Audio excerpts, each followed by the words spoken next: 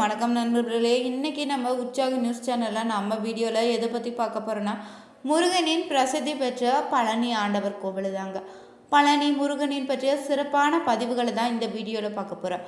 பழனி முருகனை எந்த கோலத்தில் தரிசித்தா என்ன விதமான பலன்கள்னு தெரியுமா? இந்த வீடியோ பயனுள்ளதாக இருக்கும், கடைசி வரைக்குமே ஸ்கிப் பண்ணாமல் பாருங்கள். மேலும் நீங்கள் ஜாதகத்தில் ஒரு தெளிவான பதிவையும் பரிகாரத்தையும் பெற்றுக்கொள்ள வீடியோவில் டிஸ்கிரிப்ஷனில் கொடுத்துருக்க நம்பருக்கு நீங்கள் மறக்காமல் கால் பண்ணி தெரிஞ்சுக்கோங்க. வாங்க நண்பர்களே, வீடியோக்குள்ளே போகலாம். ஒரு நாளைக்கு பார்த்தீங்கன்னா 6 முறை தண்டாயுதம் அணிக்குன்னு அபிஷேக அலங்காரங்கள் செய்கிறாங்க. இது 5 முதல் 7 நிமிடத்துக்குள்ளே முடித்து விடுவாங்களாம். அபிஷேகம் முடிந்து அலங்காரம் செய்துட்டாலே பின்னர் அடுத்த அபிஷேகம் வரையுமே பார்த்தீங்கன்னா மாலை சாற்றுவதோ பூக்களால் அர்ச்சனை செய்வதோ கிடையாதுங்க. இரவில் பார்த்தீங்கன்னா முருகனுடைய மார்பலை மட்டும் வட்ட வடிவில் சந்தன காப்பு சத்துறாங்க. விக்கிரகத்தினுடைய புருவங்களுக்கிடையில் ஒரு பொட்டு அளவுக்கு சந்தனம் வைக்கப்படுது. முன்னொரு காலத்தில் இந்த சந்தன காப்பை முகத்திலும் சாத்தி கொண்டிருந்திருக்காங்க. பின்னால் இந்த முறை மாற்றப்பட்டிருக்குது. தண்டாயுதபாணியினுடைய விக்கிரகம் பார்த்தீங்கன்னா மிகுந்த சூடாக இருக்குங்க. அதனால் இரவு முழுவதுமே அந்த விக்கிரகத்திலிருந்து நீர் வெளிப்படுமா. இந்த நீரை தான் அபிஷேக தீர்த்தத்துடன் கலந்து காலையில் அபிஷேகம் நடக்கும்போது அங்கே இருக்கக்கூடிய பக்தர்களுக்கு பிரசாதமாக விநியோகம் செய்கிறாங்க. தண்டாயுதபாணியுடைய சிலையில் நெற்றியில் ருத்ராட்சன்னு, மூக்கு, வாய், தோல், கை, விரல்னு மிக அற்புதமாக உளியால் செதுக்கப்பட்டது போல தெளிவாக இருக்கும் விதத்தில் போகரினுடைய கைவண்ணம்னே சொல்லலாம். அந்த சிலையை சுற்றி எப்போதுமே பார்த்தீங்கன்னா ஒருவித சுகந்த மனம் பரவி கொண்டே இருக்குமா. இந்த சிலையை செய்ய போகர் எடுத்துக்கொண்ட நாட்கள் 9 வருடமாக சொல்லப்படுது. அம்பாள், முருகர், அகத்தியர் இவர்களுடைய உத்தரவுக்கு பின்னர் தாங்க முருகருமே இப்படி ஒரு சக்தி வாய்ந்த சிலையை செய்ய முயற்சி எடுத்திருக்காரு. இதற்காக 4000த்துக்கு மேற்பட்ட மூலிகைகளையும் பல இடங்களில் தேர்வு செய்து கொண்டு வந்திருக்காரு. 81 சித்தர்கள் பார்த்தீங்கன்னா இந்த நவபாஷானத்தை போகர் சொல்படி தயார் பண்ணியிருக்காங்க. போகர் பார்த்தீங்கன்னா இகபரத்தில் இருக்கும்போது தான் தன் மனைவிக்கு கொடுத்த வாக்கை நிறைவேற்ற முருகனினுடைய மேற்கு திசை நோக்கி பிரதிஷ்டை செய்ததாக சொல்லப்படுது. இதனால மலை நாட்டில் உள்ளவங்களுக்கு பழனி முருகனே குலதெய்வம் ஆகியிருக்காரு. பழனி முருகன் கோவில் பார்த்தீங்கன்னா முருகனுடைய சிறப்புடைய கோவில்களில் இதுவும் ஒன்று.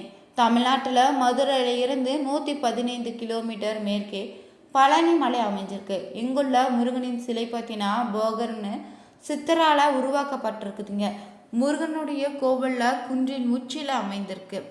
ஒரு நாள் பார்த்தீங்கன்னா நாரதர் மிக அரிதாக கிடைத்திருக்கக்கூடிய ஞான பழத்தை பரமசிவனுக்காக படைப்பதற்காக கொண்டு வந்திருக்காரு. அப்பொழுது தாங்க அருகிலிருந்த உமையாலும் அந்த பழத்தை தனது குமரர்களான குமரனுக்கும் விநாயகனுக்குமே பகிர்ந்து கொடுக்க விரும்பியிருக்கா. ஆனால் பரமசிவனோ பார்த்தீங்கன்னா பழத்தை பகிர்ந்தா அதனுடைய தனித்தன்மை போய்விடுன்னு கூறி தனது மைந்தர்கள் இருவருக்குமே ஒரு போட்டியை அறிவித்திருக்கா. அதில் உலகத்தை யார் முதல்ல சுற்றி வராங்களோ அவர்களுக்கு தான் அந்த ஞான பழத்தை பரிசாக அறிவித்தார். குமரனோ தனது மயில் மீது வாகனத்தில் ஏறி உலகத்தை சுற்றி வந்திருக்காரு. விநாயகரோ பார்த்தீங்கன்னா தனது பெற்றோர் உலகமாக கருந்தி அவர்களை சுற்றி வந்து ஞான பழத்தை வென்றாராம்.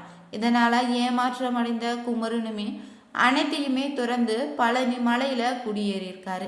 அன்றிலிருந்தே அவரது நின்ற இடம்தான் பழனின்னு அழைக்கப்படுதுங்க. பழனிமணி அங்கே வருவதற்கு உதவியர் பார்த்தீங்கன்னா இடுமன்தான். அவர் பெரியதாரசின் மூலம் பழனி மலையும் இடுமன் மலையும் தூக்கி கொண்டு வந்து வைத்தார்னு புராணங்கள் மூலம் நம்ம தெரிஞ்சுக்கலாம். புராணங்களில் இப்படியான பெயர்க்கானங்கள் வழங்கப்பட்டாலுமே பழனம்னா பழந்தமிழ் சொல்லில் அடிப்படையில் உருவான பெயரே பழனியா. பழனம் என்ற சொல் விளைச்சலை தரக்கூடிய நிலத்தை குறிக்குதுங்க. அப்படிப்பட்ட ஒரு நல்ல விளைச்சலை நிலம் நிறைந்த பகுதி தாங்க பழனி பெயர் உருவானதாக சொல்வாங்க. முருகனுடைய சிலை பார்த்தீங்கன்னா நவபாஷானத்தால் சித்தர்களின் ஒருவராக இருக்கக்கூடிய போகரால் வடிவமைக்கப்பட்டிருக்கு. நவபாஷானம் பார்த்தீங்கன்னா 9 வகையான நச்சு பொருட்கள் சேர்ந்ததுங்க. இந்த நவபாஷான சிலை மீன்களை போன்று செதுகளை கொண்டதாக இருக்குது.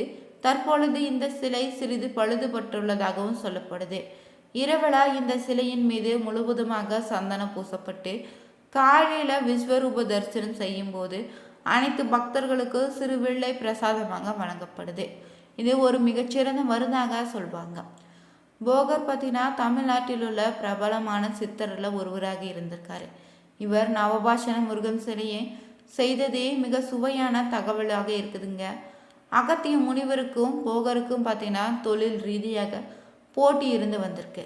அகத்தியர் தன்னை நாடி வந்தவருக்கு பஸ்பம் வில்லை கொண்டு மருந்துகள் அடித்து நோயை குணப்படுத்தி வந்திருக்காரு. போகரோ பார்த்தீங்கன்னா நவபாஷணம் கொண்டு தான் செய்த வில்லைகளை தன்னை நாடி வருவோருக்கு அளித்து வந்திருக்காரு. அகத்தியருடைய மருந்துக்களால் சீக்கிரம் மக்கள் குணமடைந்திருக்காங்க. ஆனால் போகரினுடைய மருந்துக்களுக்கு பார்த்தீங்கன்னா வீரியம் அதிகமானதால் மக்கள் உயிரிழந்திருக்காங்க.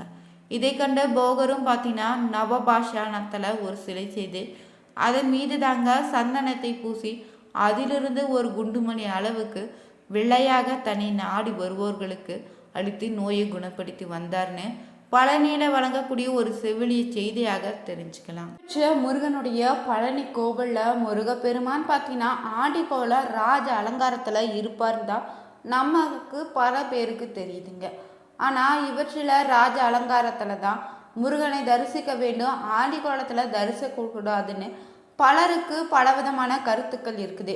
ஆனால் வேறு எந்த முருகன் கோவிலும் இல்லாத சிறப்பாக தாங்க பழனியில் மூலவர் தண்டாயுதமானுக்கு தினமுமே 6 முறையாக அலங்காரம் செய்கிறாங்க. முருகப்பெருமான் எந்த கோலத்தில் தரிசனம் செய்தால் நற்பலங்கள் மட்டும் உண்டு. இருந்தாலும் எந்த நேரத்தில் பழனிக்கு நீங்கள் சாமி தரிசனத்துக்கு சென்றீங்கன்னா முருகனை எந்த அலங்காரத்தில் தரிசிக்கலாம், ஒவ்வொரு அலங்கார தரிசனத்திற்கும் என்னென்ன பலன்கள்னு தெரிஞ்சுக்கலாங்க.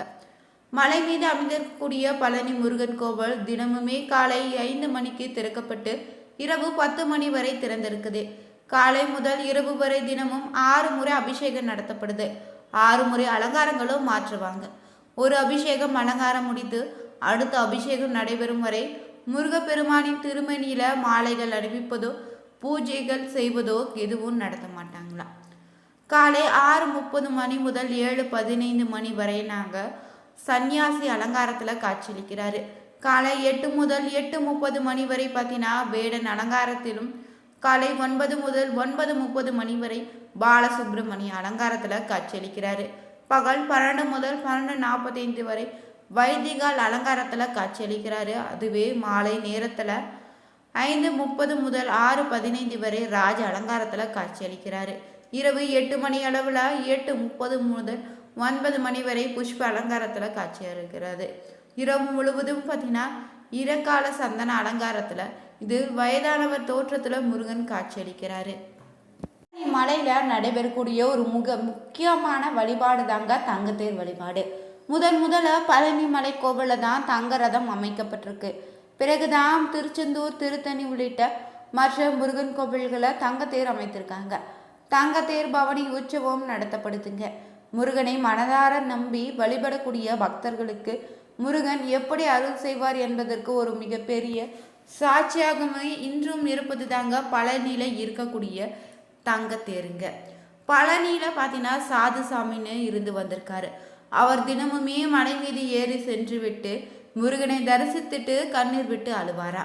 ஏன் அழுகிறார்னு கேட்டா, இனி மீண்டுமே முருகனை நாளை தானே தரிசனம் செய்ய முடியும்னு, அதுவரை நான் முருகனை பிரிந்து இருக்க வேண்டுமெனே சொல்வாரா. அந்த அளவிற்கு பார்த்தீங்கன்னா தீராத முருக பக்தராக இருந்து வந்திருக்காரு. அவரை பெரும் செல்வந்தராக முருகேச முதலியார் என்பவரை வந்து தரிசித்திருக்காரு. முருகேச முதலியார் பழனி கோவில்ல நிர்வாகியாக இருந்தவருங்க. சாது சாமியிடம் சென்று, சாமி, என்னிடம் அளவில்லாத செல்வம் இருக்குது, ஆனால் பல காலமாக எனக்கு குழந்தை இல்லை, என்னுடைய குறை போக நான் என்ன செய்ய வேண்டும்னு, அதற்கு ஏதாவது ஒரு வழி சொல்லுங்கன்னு கேட்டுக்கொண்டிருக்காது. இதை கேட்டதுமே சாது சாமியுமே இந்த மலையை நிரம்பி வழியும் அளவுக்கு பால் அபிஷேகம் செய்யணும்னு சொல்லியிருக்காரு. சிறிது யோசிக்காத முருகேச முதலியாருமே பல ஊர்களில் இருந்து பால் வரவழைத்து முருகனுக்காக பாலால் அபிஷேகம் செய்தாரா. அந்த அபிஷேக பால் பார்த்தீங்கன்னா வழிந்து மலையே நினைந்திருக்கு. மலையில் வழிந்து ஓடும் அளவிற்கு அபிஷேகம் செய்தார்க்காரு. சிறிது நாட்களே முருகேச முதலியாருக்கும் பார்த்தீங்கன்னா இரட்டை ஆண் குழந்தையை பிறந்திருக்கு. இதற்கு சாது சாமியிடம் என்ன செய்வதுன்னு கேட்டதற்கு முருகனுக்காக தங்கத்தேர் வைத்து வழிபடும்படி சொல்லியிருக்காரு. இந்த பதிவு உங்களுக்கு பயனுள்ளதாக இருக்கோ? இது போன்ற சுவாரஸ்யமான பதிவுகளுக்கு மறக்காமல் நீங்கள் உற்சாக நியூஸ் சேனலை சப்ஸ்கிரைப் பண்ணிவிட்டு லைக் பண்ணுங்கள், ஷேர் பண்ணுங்கள், கமெண்ட் பண்ணுங்கள். அனைவருக்கும் நன்றி நண்பர்களே.